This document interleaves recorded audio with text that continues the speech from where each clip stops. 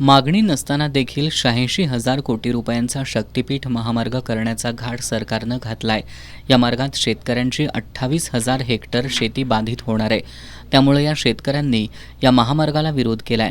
शक्तीपीठ महामार्ग रद्द करावा यासाठी बाधित शेतकऱ्यांनी कागल तहसील कार्यालयावर मोर्चा काढण्याचा इशारा दिला होता. त्यानुसार आज बुधवारी दुपारी 12 वाजता कागल इथल्या छत्रपती शिवाजी महाराजांच्या पुतळ्याला अभिवादन करून मोर्चाला सुरुवात करण्यात आली. मोर्चेकऱ्यांच्या हातात शक्तीपीठ विरोधी तसंच शासनाच्या निषेधाचे फलक होते. प्रचंड घोषणाबाजी करत हा विराट मोर्चा तहसील कार्यालयाच्या प्रांगणात आला.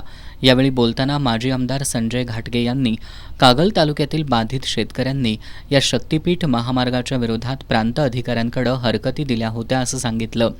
अंबरीश घाटगे यांनी देवाच्या नावावर शक्तीपीठ महामार्ग करण्यास आमचा विरोध असल्याचं स्पष्ट केलं.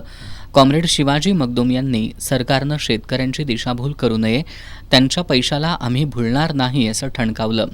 शिवानंद माळी, विजय देवणे, सागर कोंडेकर, पूजा मोरे, उमा पाटील, सुरेखा पाटील, गिरीश फोंडे, शिवाजी कांबळे, सम्राट मोरे यांनी मनोगत व्यक्त केली. यावेळी मागणीचे निवेदन आणि बाधित शेतकऱ्यांच्या प्रांताधिकाऱ्यांना दिलेल्या हरकतीच्या झेरॉक्स प्रती महिलांनी तहसीलदार अमरदीप वाकडे यांना दिल्या.